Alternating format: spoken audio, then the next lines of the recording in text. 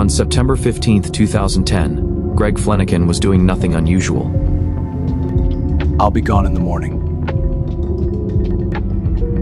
He was a respected oil and gas professional, a man with no enemies, a routine traveler, a man who always stayed alone. Nothing about Greg suggested danger. By morning, Greg Fleniken was dead.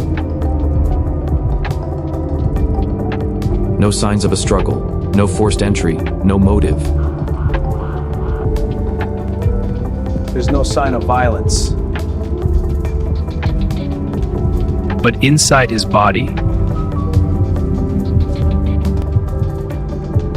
these injuries don't happen on their own. they require force. So why was something missing? Now, let's uncover the real reason.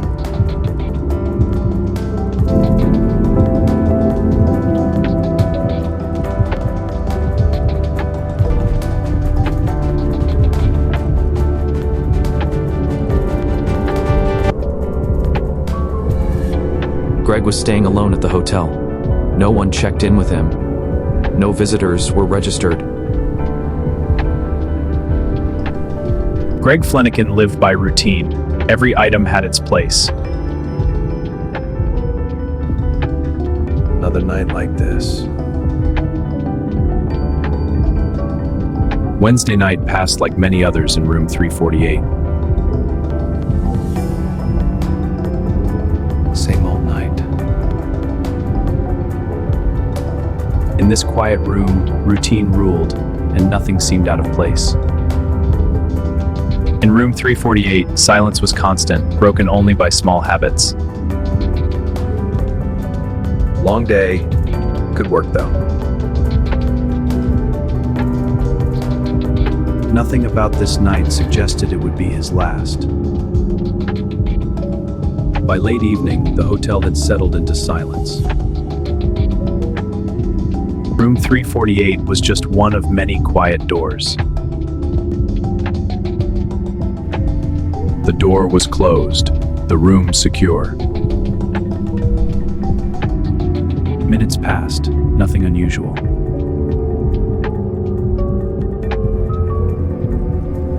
That's enough for tonight. This was the last moment of calm anyone would ever see. Something didn't feel right. There were no signs of a struggle. Just need to lie back down. Thursday morning arrived like any other. No one noticed anything unusual.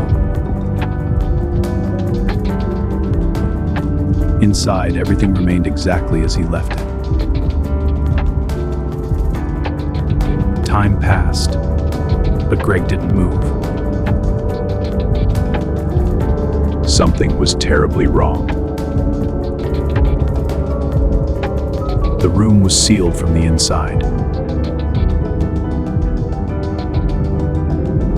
It was part of the hotel's normal morning routine.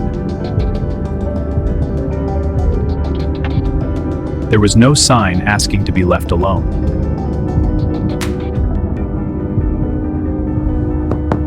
Housekeeping, sir? There was no answer.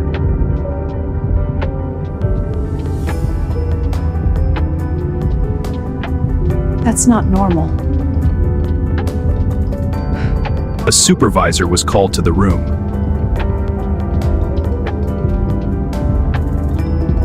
Let's see.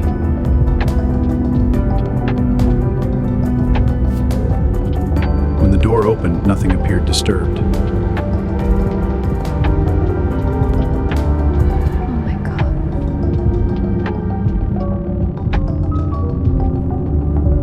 Don't go any further. This was no longer a routine check. Local police were called to the hotel. Room 348. At first, it appeared to be a routine response. Sergeant Harris, we're here about the call. Of course, right this way. He hasn't responded since last night. Understood. Any instructions? Let's step. Take a look. Within moments, they realized this was not a simple case. Nothing inside the room appeared out of place. No signs of a struggle. Everything's still here. The bathroom showed no signs of use overnight. This case would soon raise more questions than answers. A medical examiner was called to room 348. Let's see the room. Protocol was followed with care. Room 348, confirmed. Proceeding. Time to confirm details.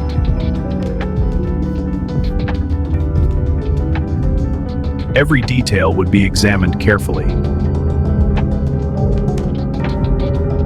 Everything appears orderly, nothing obvious. The first observations raised quiet concern.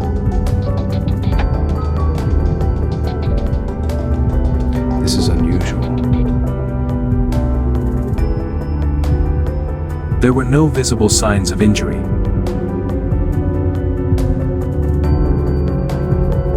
No external trauma.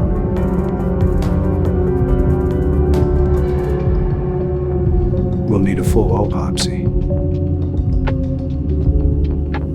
The answers were not in the room. Greg Fleniken was taken for a full autopsy. Doctors searched for answers.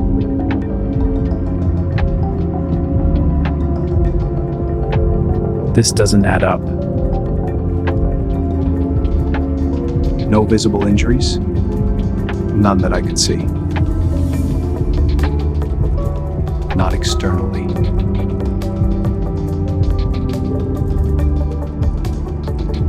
What they would find would only deepen the mystery. That morning, the news traveled 2 states east. Greg's wife, Susie, was at home. When the phone rang, everything changed. Ma'am, this is the Beaumont Police Department. What do you mean? He's gone. Susie Fleniken would soon demand answers. In the hours that followed, questions began to form. That doesn't make sense. Greg was careful, predictable, healthy. He would have called me. She knew his routines.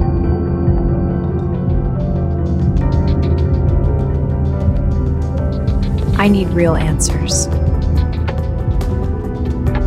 Susie turned to someone who specialized in unanswered questions. Private investigator Ken Brennan.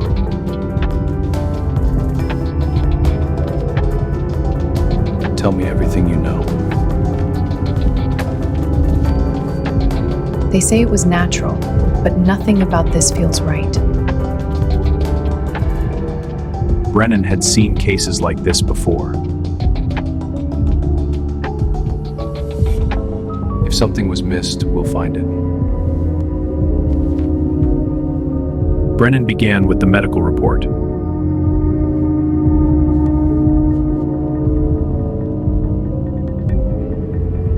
Man. The findings did not point to a clear cause of death.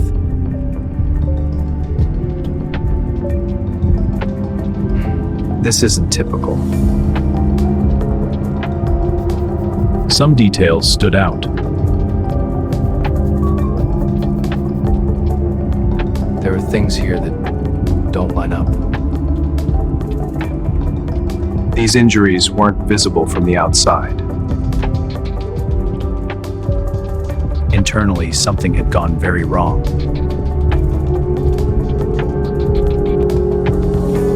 How does that happen in a locked room? That's the right question. Whatever happened to Greg was not accidental. Brennan began reconstructing Greg's final hours. Arrival, dinner, back to the room. He followed his usual routine. No visitors, no interruptions. If nothing changed, something else did. The timeline only deepened the mystery. Then Brennan noticed something that didn't fit. This call shouldn't be here. Greg was believed to be alone. If no one entered, who used the phone? One detail challenged the entire timeline. Someone else may have been there. Brennan went back to the hotel. He wanted to hear what staff remembered. Nothing unusual was reported that night. Anyone see him with someone else? Anyone see him with someone else? No, sir. He was alone.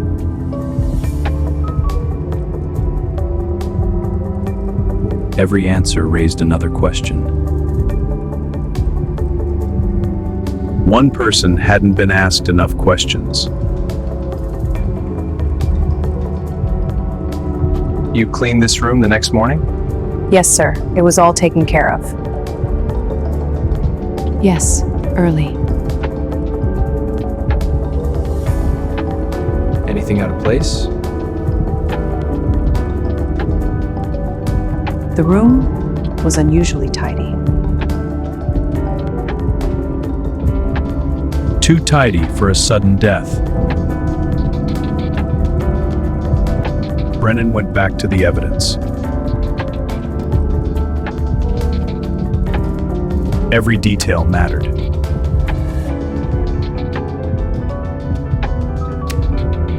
That's odd. The room didn't match a medical emergency.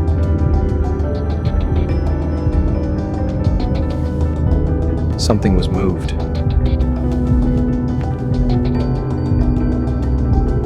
Someone had time. It wasn't what he saw.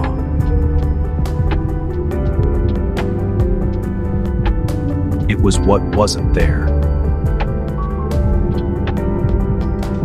Something that should have been there was gone. It's not logged.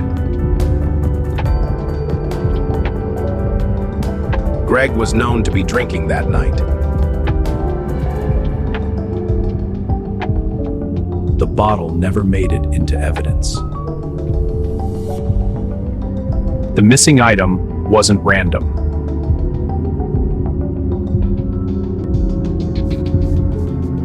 It could hold answers.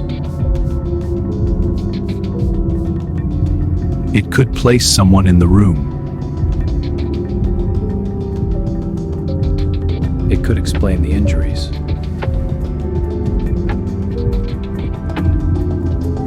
Someone didn't want this found. That meant intent. Brennan widened the focus.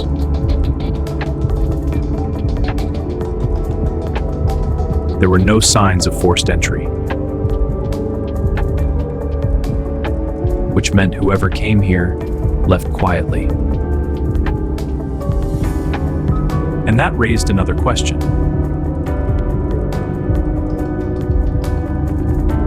The cameras were the next step.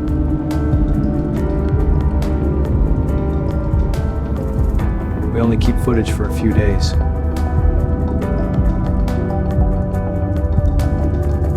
Let's slow it down. Someone did walk the hallway. That's not a guest. The timeline was changing again. Not everyone could reach that hallway.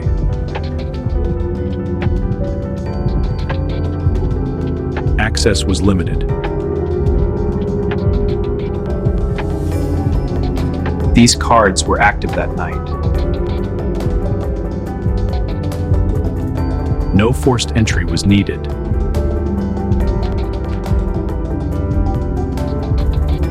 Only a few people matched the timeline.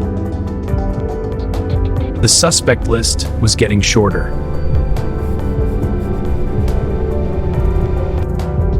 Among the few one stood out. I've seen this before. The timing was exact.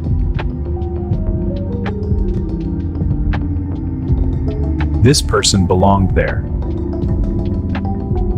And this was just the beginning.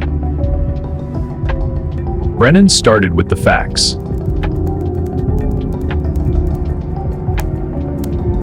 Nothing dramatic at first.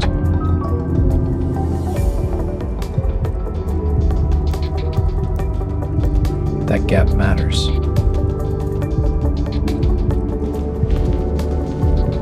It was unexplained. And there was a record. Not proof, but no longer coincidence. Brennan asked for a conversation. Just walk me through your shift that night. It was a normal shift.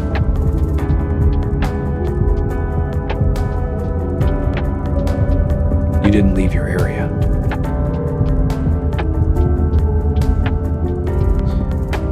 Not that I remember. The details didn't line up.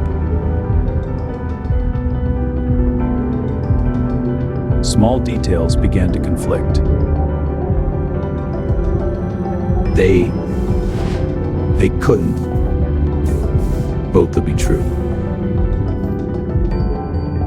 This says otherwise. The timing was exact. Memory can fade, records don't. The story was starting to change. Brennan rebuilt the night minute by minute.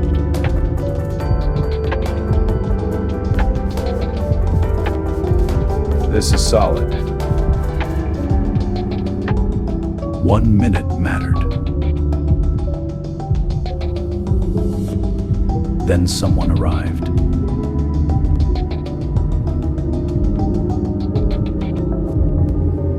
They all meet here.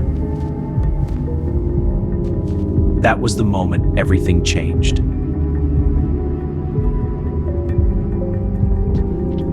The evidence was tightening. It's time.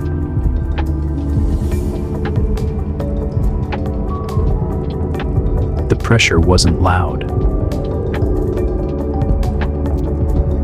I need you to help me understand something. Of course. What is it? I already told you everything.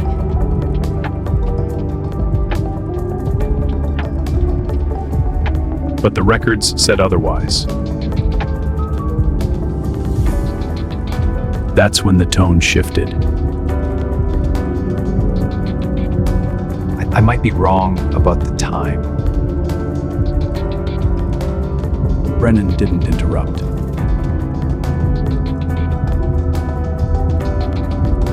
I walked the hallway just once.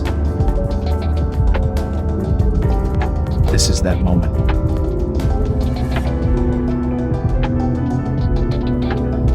The story was no longer the same. I didn't plan for anything to happen.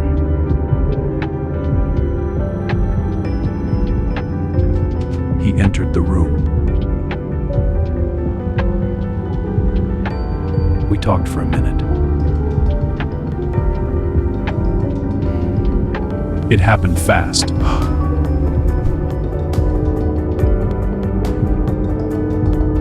I panicked.